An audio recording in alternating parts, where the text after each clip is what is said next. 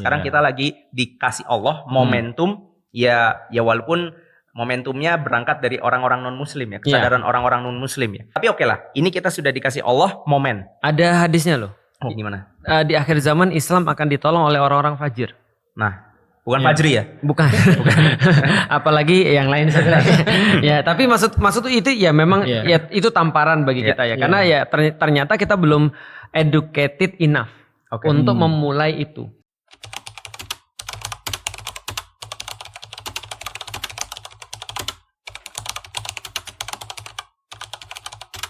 Assalamualaikum warahmatullahi wabarakatuh. Kenapa ada orang non-muslim justru malah bangga sama Islam? Kayak Michael Hart misalkan, dia bikin buku 100 orang paling berpengaruh, Rasulullah kita nomor 1, sementara Yesus Kristus nomor 3. Nah itu kan menarik. Atau misalkan kayak Morgan Freeman, dia ketika keliling dunia dia katakan azan itu adalah instrumental atau nada alunan yang paling indah yang pernah saya dengar. Betul. Ada orang yang non-muslim itu malah bangga dengan keislaman. Terakhir Will Smith gimana tuh? Dia ngomong dia udah hatam dengan Al-Quran. Nah, dia bilang it's beauty. Nah, ada lagi tuh. Siapa? Bernard Lewis. Nah, dia ngapain? Ngomong kalau peradaban tertinggi itu peradaban Islam.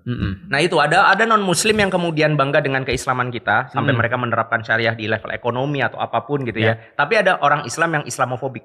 Ya. Nah, kasus namanya siapa? Perlu disebutin? Nggak perlu. Jangan. Terlalu banyak. Jangan. Males motong-motong kasihan. Ya, okay. Nah, jadi sampai juga pada kasus Baitul Maqdis ini juga. Jadi ada banyak orang Islam yang ngapain sih ngurusin orang Arab, gitu ya. Sementara kita lihat Amerika kemarin ada cerita tentang demonstrasi, kemudian ada cerita tentang banyak orang masuk Islam, Mas.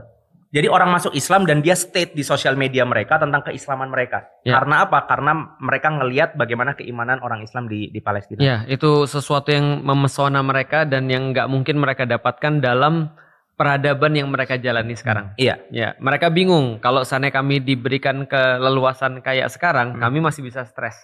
Sementara tidak ada satupun yang bisa mereka syukuri dalam tanda kutip lah. Tapi mereka justru menunjukkan keimanan yang luar biasa dan ketahanan mental yang luar biasa. Itu dia. Nah, yang terakhir ini ada isu blackout 2024. Itu apa, Ustaz? Jadi ini ada penjelasannya. Ini penjelasannya baru tanggal 14 Mei kemarin ya. Jadi penjelasannya adalah, jadi cerita gini. Ada satu acara namanya Met Gala. Ini adalah seluruh selebriti itu ngumpul di situ untuk kemudian ya biasalah kumpul selebriti Hollywood. Nah di situ itu ada orang-orang yang ketika mereka biasalah diwawancara ya, itu ada kata-kata yang sangat terkenal, let them eat cake. Biarkan mereka makan kue. Karena pada saat itu ada satu cerita umum yang beredar di Perancis itu bahwasanya ketika Marie Antoinette itu yang ya biasalah borju-borju ini kemudian mereka berkelimpahan harta dan segala macamnya. Nah ketika mereka hidup berkelimpahan harta sementara rakyat-rakyat ini nggak bisa makan. Ketika dikasih tahu gimana nih rakyat-rakyatmu nggak bisa makan roti, nah, dia bilang let them eat cake. Biar mereka makan kue aja. Padahal ya mereka roti aja nggak bisa apalagi makan kue. Nah maka yang ditunjukkan oleh selebriti kayak nggak bisa beli minyak buat goreng ya direbus. Nah betul, direbus atau ya udah kalau nggak bisa goreng ya jangan goreng ya kira-kira gitulah. Nah kenyataan ini berkebalikan dengan apa yang mereka saksikan di sosial media. Jadi di satu saat mereka scrolling kemudian selebriti itu di scroll yang lain kemudian orang-orang Palestina bahkan nggak bisa makan. Bahkan kemudian ketika ada bantuan diinjek-injek sama anak-anak Israel. Kemudian orang-orang mati karena kekurangan gizi. Orang-orang mati karena kemudian mereka nggak bisa untuk bahkan nggak bisa untuk hidup. Gitu. Ada orang sholat di bawah reruntuhan puing-puing bangunan. Dan intinya kemanusiaan itu benar-benar diinjak-injak. Jadi nggak ada satupun pemandangan kemanusiaan yang lebih parah daripada ini. Dan sementara itu tuh kontras dengan pemandangan yang ditunjukkan oleh para artis-artis ini. Nah maka mereka bilang gini, kalau kamu nggak mau ngomong tentang Palestina, berarti kamu bermasalah. Jadi terbukti tuh kata-katanya yang main Hunger Games itu ya. Siapa namanya tuh yang cewek tuh? Jennifer Lawrence ya. Jennifer Lawrence tuh pernah ceramah. Walaupun ini bukan ceramah berkaitan dengan Palestina. Dia bilang dalam kondisi-kondisi tertentu seperti kondisi penindasan, maka diam adalah keberpihakan. Jadi diam itu adalah bagian daripada masalah. Karena kayak kita ngeliat ada orang digebukin terus kita diem. Nah itu diem di situ bukan bijaksana. Karena diem itu kan ada banyak makna. Kadang-kadang diem itu bagus, kadang-kadang diem itu benar, kadang-kadang diem itu salah. Nah di sini diem itu adalah ada yang salah. Maka mereka ingin menghukum para selebritis ini yang mereka itu tidak punya pandangan tentang Palestina atau tidak mau untuk ngomong tentang Palestina atau ngomong tentang Palestina dengan cara yang salah. Nah semua itu dihukum. Maka mereka bilang, we give them their platform. It's time to take it back. Ini sebenarnya persis kayak situasi transisi dari feudalistiknya Eropa zaman Renaissance. Jadi dia gambarin feudalistik itu kan kayak piramida nih. Piramida kekuasaan. Yang paling atas ya mereka yang memiliki akses, memiliki aset dan memiliki otoritas. Nah, di bawahnya itu pelayan-pelayannya. Yang paling bawah ini itu kan kaum buruh dan kaum petani. Para proletar. Yang kalau divisualisasikan tuh ini meja paling bawah itu. Di bawahnya ini berdiri para buruh dan para petani. Gitu. Jadi artinya mereka lah yang menjadi penopang. Bener. Dan itu piramid itu juga berarti yang paling bawah yang paling banyak. Paling banyak. Terus pada saat perubahan itu bergulir transisinya, itu tokoh-tokoh perubahannya itu cuman bilang, kamu jangan di situ dong. Kamu bergerak aja dari meja itu. Nanti mejanya ambruk. Betul. Cuman begitu aja. Karena and the party is over. Iya, karena meja pesta itu kamu yang nyangga. Gitu. Mungkin mirip situasinya, logikanya dengan. Jadi intinya pengen disadarkan siapa pemilik kekuatan yang sebenarnya. Ya sama kayak guyonan orang Indonesia lah. Guyonan orang Indonesia kayak gini. Kalau seandainya seluruh orang-orang yang bekerja itu dinaikkan pangkatnya, maka ada satu pekerja yang nggak mau naik pangkat, wakil rakyat. Kalau misalnya contoh ya wakil direktur jadi direktur, wakil manajer jadi manajer, maka wakil rakyat nggak mau naik pangkat, karena dia jadi rakyat. Nah itu maksudnya yang disadarkan. Iya, dalam bahasa masyarakat juga itu sering dibilang kalau kelosone tak gulung, rampung gaweane gitu. Jadi orang-orang kecil tuh biasanya kan di awal menggelar tikar ya untuk sebuah acara. Tapi dan yang biasanya ada di atas tikar itu orang-orang yang tamu dalam tanda kutip. Nah, jadi tikarnya itu yang menggelar mereka. Tapi kalau tikar ini mereka gulung, niscaya pestanya selesai. Itu jadi kalimatnya mungkin orang yang kampanye blackout ini adalah, ya kamu itu bisa terkenal karena kami ngefans. Gitu. Jadi kamu itu bisa jadi sampai seperti ini karena kami. Dan kami demanding kamu untuk ngomong.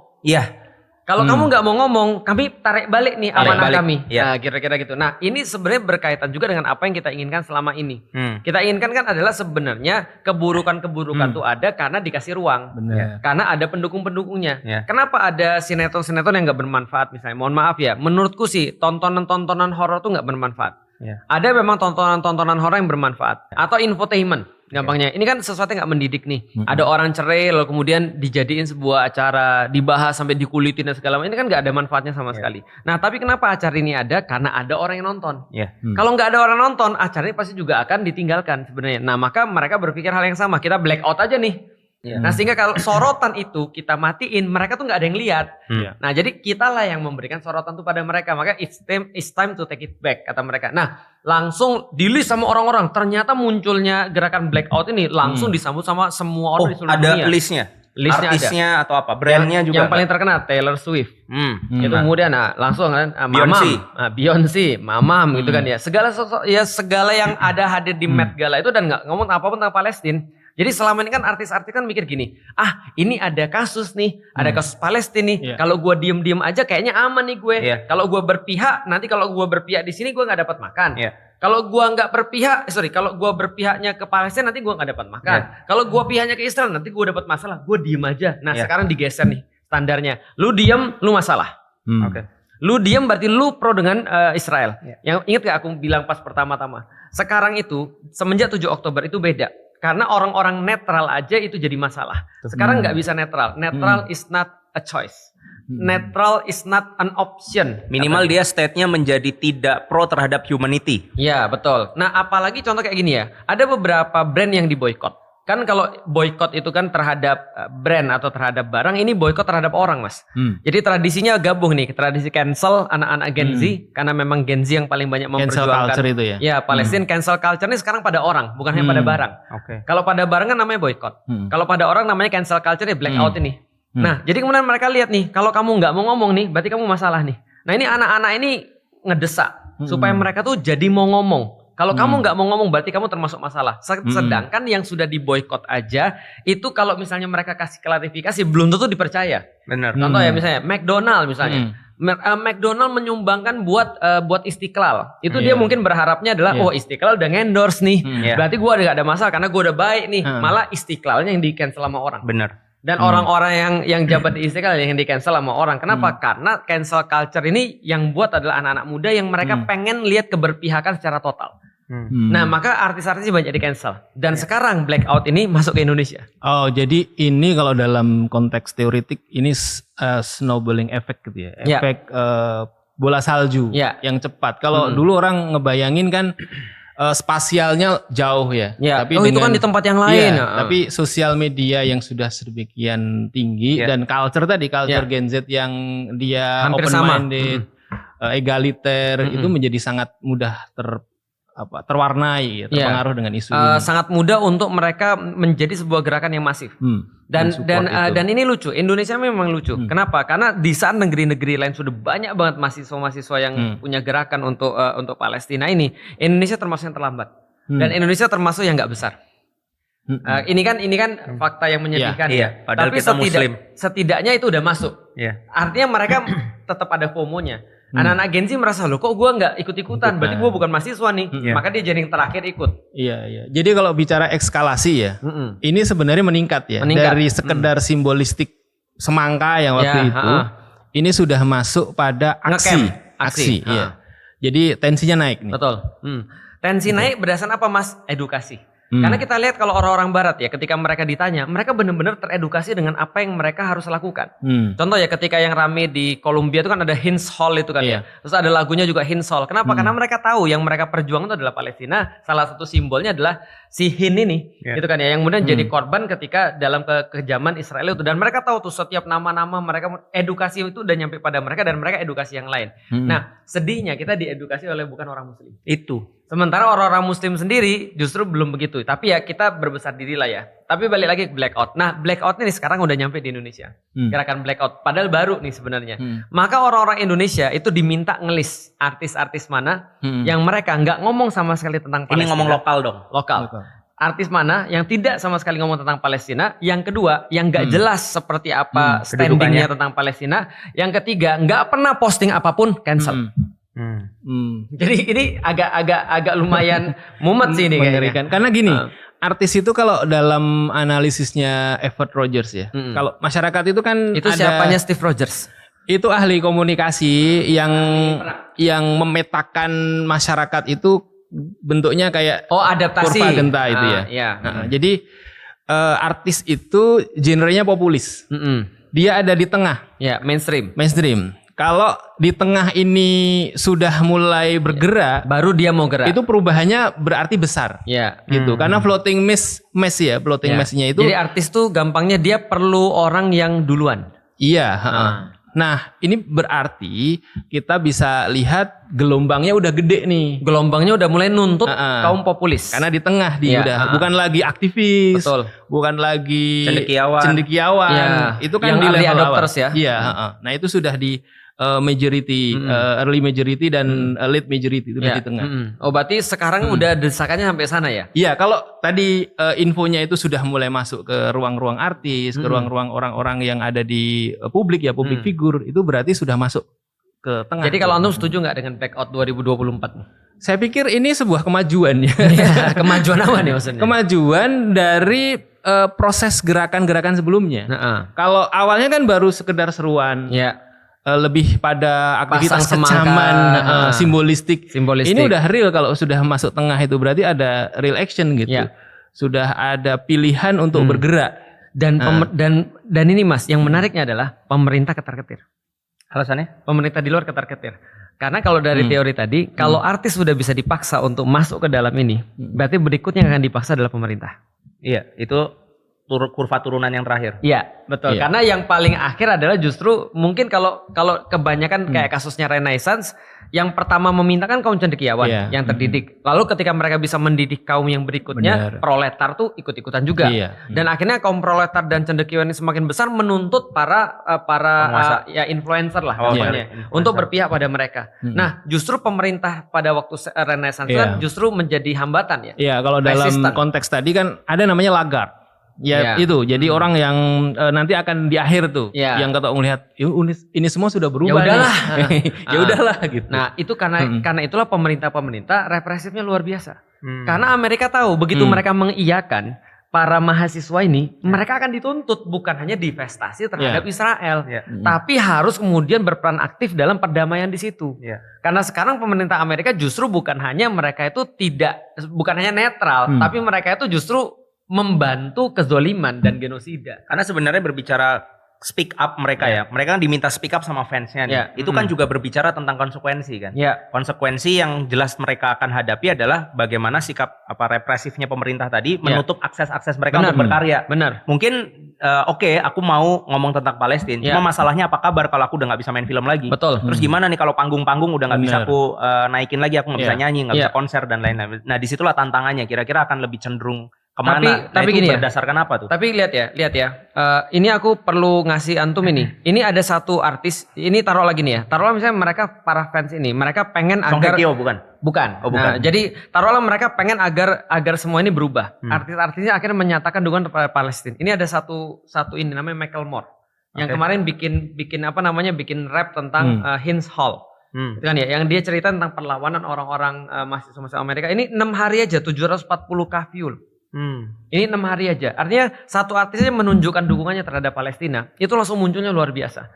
Padahal ini sebenarnya lebih besar daripada itu, cuma kayaknya kena hapus gitu kan ya. Nah tapi kita bisa lihat ini justru kalau misalnya mereka mikirin bahwa mereka berkarya untuk fansnya, dan mereka tahu sebagaimana tuntutan para fans, kamu tuh hidupnya karena ada fans. Nah kamu tuh membahagiakan kami loh sebenarnya. Nah ketika kamu membahagiakan kami malah akan makin dukung kamu. Nah harusnya itu yang mereka pikirin. Tapi sekarang terjadi kan sebaliknya. Makanya ketika aku tanya tadi setuju atau enggak kita tentang masalah Blackout 2024, kalau aku sih mikir gini. Pertama, para artis juga harus ngerti. Apa yang mereka harus ngerti bahwa mereka itu sebenarnya adalah orang-orang yang dalam tanda kutip hidup karena mereka bisa memberikan satu manfaat buat para fans. Apakah manfaat itu adalah entertaining? Apakah manfaat itu adalah misalnya contoh edukasi ataupun yang lain? Kita juga sama. Kita itu adalah orang-orang yang tumbuh karena ada fans kita dalam tanda kutip. Bedanya adalah yang kita sampaikan adalah ilmu. Maka karena ilmu itu kalau ada orang yang gak ngikutin kita mungkin akan baik-baik saja. Dan selama ada manusia yang perlu, insya Allah yang kita jual itu dalam tanda kutip atau yang kita berikan itu adalah sesuatu yang diperlukan. Tapi artis benar-benar mereka 100% rely pada fans. Tapi problemnya adalah ketika mereka nggak ngerti ini, mereka justru contoh ya di Indonesia, ada yang justru dalam kondisi kayak gini, orang tuh udah, aku ya, bukan orang biasa, itu mumet banget. Serius, tiap hari ngeliatin mayat, tiap hari ngeliatin kelakuan binatang, ngeliatin kayak tadi pagi tuh aku ngeliat ada orang-orang nginjek makanan. Aku bilang sama anakku, ini orang nggak perlu makan. Ini orang bukan mau ngambil makan. Kalau ngerampok makan, itu masih ada make sense di kepalaku. Ini dia ngambil untuk diinjek-injek. Dan aku bilang, ini anak-anak ini kebencian macam apa yang ditanamkan pada anak-anak Israel ini? Pelajaran apa? Ya, sebinatang itu gitu maksudnya. Nah ketika mereka melakukan itu, aku bilang, ini kan kita stres. Kita nggak tahu mau mukul kemana. Kita punya kekhawatiran tapi nggak ada channelnya. Nah begitu kemudian mereka tahu ini channelnya, habis.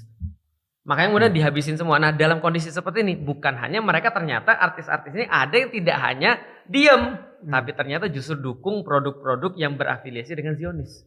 Habis tuh. Aku coba jadi orang lain ya, kayak di Dr. Richard nih. Aku coba jadi orang di seberang gitu. Alah cuma boykot doang kok yang kalian bisa lakuin. Terus setelah pun itu kalian bisa lakukan dan berhasil, what next? Kalian mau ngapain lagi gitu? Pertama, orang-orang ini putus asa. Dan orang putus asa nggak mikir what's next. Iya benar. Orang putus asa itu berpikir tentang apa yang bisa saya lakukan sekarang untuk membuat diri saya lebih baik. Jadi dia tuh gini loh, dia tuh stres dan dia mau merasa gimana agar better, rasaku ini better. Contoh misalnya lagi stres, ada yang mau dipukul. Udah, mereka nggak mikir what's next. What's next itu pikiran orang-orang yang punya visi. Dan kita tahu blackout ini bukan gerakan visioner. Benar. Ini gerakan adalah gerakan reaksioner dan putus asa. Jadi itu hal yang harus orang tahu, dan itu lebih ngeri kadang-kadang daripada gerakan visioner. Tapi bisa nggak nanti terkonvert kepada gerakan yang visioner? Faktanya selama ini bisa. Karena kita lihat ya, tadi yang Mas Husain sampaikan, ternyata semua ini gradual. Kita lihat ya, orang-orang banyak meremehkan tentang gerakan simbolis semangka kemarin. Oke. Ya, itu kan cuma semangka doang. Lu cuma posting, tapi cuma dan ditambah cuma ini semuanya. Ini jadi kemudian meningkat jadi edukasi. Ternyata apa yang kita sampaikan bahwasanya menjadi pemikiran kita adalah bagaimana cara orang tuh teredukasi dengan masalah Palestina. Karena kalau mereka teredukasi dengan masalah Palestina, mereka akan naik level. Nah, pintu pembukanya adalah blackout. Coba kita bayangin, kita simulasin. Kalau ada orang sudah bilang, oke, gue blackout dia nih. Kenapa? Dia nggak ngomong apapun tentang Palestina. Terus dia bilang, ada orang nanya, terus menurutmu apa yang harus dia sampaikan? Ya minimal dia mengecam. Bahwa dia adalah peduli dengan humanity dan segala. Kenapa dia peduli humanity? Ini loh fakta-faktanya. Dia belajar. Nah, maka menurutku gerakan apapun yang peduli karena segala sesuatu diawali dengan peduli. Yang jelas lebih baik daripada diem kan? Pertanyaannya, apakah Rasulullah Shallallahu Alaihi Wasallam itu ketika beliau itu bertahanus di Gua Hiro, itu apakah beliau punya solusi? Tentu tidak. Enggak. Gitu ya. Tapi itu cuma kekhawatiran beliau nggak mau. I'm not part of them. Saya nggak mau termasuk bagian daripada mereka. Beliau mengambil sikap gitu maksudnya. Nah, ini yang harus diambil oleh para artis-artis ini. Gitu loh. Benar sih. Kalau kita lihat perubahan-perubahan besar di dunia itu kan mulai dari hal-hal kecil. Nah, misalnya revolusi Perancis itu mulai dari obrolan-obrolan di kafe kalau kita baca. Kekhawatiran di kafe-kafe. Iya. Jadi di circle-circle yang kecil. Yang orang-orang yang studi ilmu-ilmu sosial itu dia ngambil teorinya fisika juga tuh. Ada teori butterfly effect ya. Norton Lawrence ya. Dia bilang di teori itu kan kepakan sayap di Brazil itu bisa bikin tornado di Meksiko gitu. Dan tornado itu kan dari kecil. Dia siklikal gitu, membesar gitu. Jadi hal-hal kecil dalam konteks perubahan sosial itu memang tidak bisa diremehkan. The ripple effect. Asal dia itu mengalami repetisi dan itu membesar gitu. Harmonisasi. Repetisi itu yang menjadi penting. Jadi dia nggak hilang gaungnya sehingga dia akan terus membesar gitu. Dan itu yang dikhawatirkan oleh pemerintah tadi. Coba tuh bayangin ya, kenapa pemerintah Amerika tuh takut banget? Yang aku bilang tadi, begitu ini artis-artis ini berhasil dibujuk atau ditarik, sehingga taruhlah nih ya di Indonesia ya, kita sepakat nih, siapa artis yang nggak ngomong tentang Palestina? Atau dia ngomong tentang Palestina jelek, udah unfollow aja semua. Unfollow aja semua, nggak usah dikasih panggung dan segala macam. Ketika mereka sudah sadar, mereka pasti akan mendukung Palestina. Kalau mereka nggak mau sadar juga, akan muncul artis-artis yang baru. Artis-artis yang dalam tanda kutip mereka peduli Palestina, sekarang kan masalah sosial media, jadi artis. Dan mereka yang bersuara. Titipin suara kita pada orang yang tepat. Nah, berikutnya ketika artis sudah selesai, mereka akan bilang, kan kita juga milih ya. Kan kita juga milih wakil rakyat ya. Wakil rakyat kalau nggak peduli pada Palestina, udah lagi pemilu. Modar aja lah sekarang. Gitu kan ya. Kalau nggak mau peduli Palestina, mendingan lu nggak usah ngomong atas nama kami deh. Nah, ini yang ditakuti oleh orang-orang yang gede. Karena orang gede begitu dia tahu ini bagi mereka dekat banget, bro. Ini bukan orang-orang biasa loh yang diajak. Yang diajak ini artis-artis kayak Taylor Swift loh. Antum bisa bayangin nggak sih kemarin Gary Lineker itu pemain bola Inggris legend. Ketika dia kemudian speak up tentang Palestina, itu satu Inggris tuh jadi heboh. Dia bilang, saya tahu ada banyak sekali usaha untuk mendiamkan suara-suara kita, tapi saya nggak bisa diem. Setelah saya melihat semua ini, saya harus ngomong. Itu berapa banyak orang-orang artis atau pemain bola yang selama ini bilang, gua nggak enak, gua harus jaga image, gua harus jaga kepentingannya orang lain. Jangan loh, ini bos kita, hati-hati loh dia Israel. Nggak, kita speak up juga. Bayangin kalau Beckham ngomong. Nah, itu dia. Nah, ini kan ide yang bagus nih. Kenapa? Karena kalau seandainya mereka harus tahu bahwasanya tadi exposure itu adalah dari orang. Dan orang-orang ini demanding Anda untuk ngomong. Gitu loh. Aku jadi ingat zaman dulu ya. Ustadz Hanan pernah punya program Less Waste. Ya, nyuruhin ngumpulin sampah, misah sampah dan seterusnya. Aku tuh pernah nanya tuh, Ustadz, kan target kita pengen ukhuwah nih. kenapa ngurusin sampah? Nah, terus jawaban beliau adalah, ya kalau kita ngerakin orang buat ngumpulin sampah aja nggak bisa, apalagi kita demanding mereka untuk ngelakuin hal yang lebih besar. Nah, kadang aku ngeliat program boykot ini itu sama kayak kalau kita nyetir mobil, ya memang sih headlamp kita cuma sampai 20 meter nih. Betul. Cuma dengan 20 meter itu dan kita bisa maju, ujungnya kita jadi tahu, ada persimpangan nih. Betul. Nanti kita kita belok kanan, ada tanjakan nih, kita gas, ada turunan nih, kita rem. Ya artinya aku sih berharap dari semangka kan ini ceritanya kan, dari semangka bisa kemudian dari aksi boykot, julid sabilillah, julid sabilillah dan seterusnya, akhirnya kita bisa, aku yang ngambilnya ya, minimal terbiasa bareng-bareng. Nah itu yang menurut aku exercise yang bagus. Mungkin ini bukan solusi benar. Nggak bisa lah kemudian isu ini selesai dengan cara kita nggak beli produk atau kemudian nggak ngefans sama apa, unfollow siapa. Iya memang. Betul. Cuma ini exercise yang bagus buat umat untuk ngelakuin sesuatu bareng-bareng. Karena tadi ngomong butterfly effect, yang butuh dilakukan si butterfly adalah melakukan hal yang biasa mereka lakukan. Ya ngepakin sayap. Cuma kalau itu dilakuin bareng-bareng, efeknya tentu akan beda. Nah sekarang kita lagi dikasih Allah momentum, ya walaupun momentumnya berangkat dari orang-orang non-muslim ya, kesadaran orang-orang non-muslim ya. Ini kayak apa ya, rasanya tuh kayak Nebukadnezar buka hancurin Israel Raya gitu ya, kayak kok bisa gitu ya, kok bisa dari mereka. Tapi oke lah, ini kita sudah dikasih Allah momen. Ada hadisnya loh. Gimana? Di akhir zaman Islam akan ditolong oleh orang-orang fajir. Nah, bukan Fajri ya? Bukan. Apalagi yang lain saja. Ya, tapi maksud itu ya memang ya itu tamparan bagi kita ya. Karena ya ternyata kita belum educated enough untuk memulai itu. Tapi setidaknya itu bagus ya. La yu'ayyidu hadaddin birijalil fajir. Oke, jadi artinya itu bisa jadi memang seperti itu. Nah, makanya kalau aku secara pribadi tinggal kita lihat, kita gabungkan semangat dengan rasa bijaksana. Karena gini loh, ada juga beberapa artis yang aku lihat, dia masih mungkin belum bisa lepas daripada produk-produk berafiliasi Zionis, tapi dia peduli juga dengan Palestina. Benar. Nah ini yang menurutku harus ada extra caution, harus ada sebuah semacam kayak kebijaksanaan lah. Kita tahu bahwa kita akan kayak boykot lah. Kita tahu kita boykot produk-produk Zionis. Tapi ketika ada orang yang masih belum bisa lepas, kita hargai. Kita hargai dan kita nggak langsung menjudge orang ini seperti apa. Karena yang kita pengen kan mereka bantuin kita. Gitu maksudnya. Jadi kalau ada orang misalnya, ya Ustadz saya tuh benar-benar, saya tuh serius deh. Aku pro ke Palestina. Aku nyumbang juga. Aku juga edukasi. Aku rela untuk apapun. Tapi aku belum bisa ngelepasin dari produk ini. Ya udah, selama masih halal, ya udah nggak apa-apa. Tapi kamu harus kemudian tahu kamu standingnya di mana. Nah artis-artisnya juga ada yang kayak gitu mas. Ada hitam, ada putih, ada tengah-tengah. Ya makanya ini gradasinya itu luas. Spektrumnya itu nggak cuma 100% sama 0%. Ada 10, 20, 90 sampai 100 Dan nih. yang di tengah itu pasti lebih banyak kan. Yang di tengah pasti lebih banyak. Nah makanya kalau di Indonesia saranku ya mungkin nanti kita akan keluarin lah kali ya list blackout 2024 atau ini bantuin Indonesia. kita di kolom komentar. Coba kalian ketik gitu ya. List yang sudah pro dengan penyuaraan Baitul Maqdis. Nah, siapa aja artis-artisnya. Nah, yang belum follow. Oh iya. Oke. Ya, ini belum kelar. Yang belum follow. Biar kemudian orang-orang ini juga bisa lebih bersuara kan begitu. Lebih dapat platform. Lebih dapat panggung. Nah, itu. Nah, yang kalau kemudian berikutnya coba list juga orang-orang yang diem nih. Nah, ini diem ini kita nggak salahin ya. Jangan yang diem dulu, yang pro Israel. Ya, list aja tuh. Langsung. Aku boleh ngomong bentar nggak? Ya artinya di list tiga-tiganya. Yang pro, yang diem, yang anti, atau yang pro Israel. Nah itu juga teman-teman coba list di kolom komentar. Biar kita black out.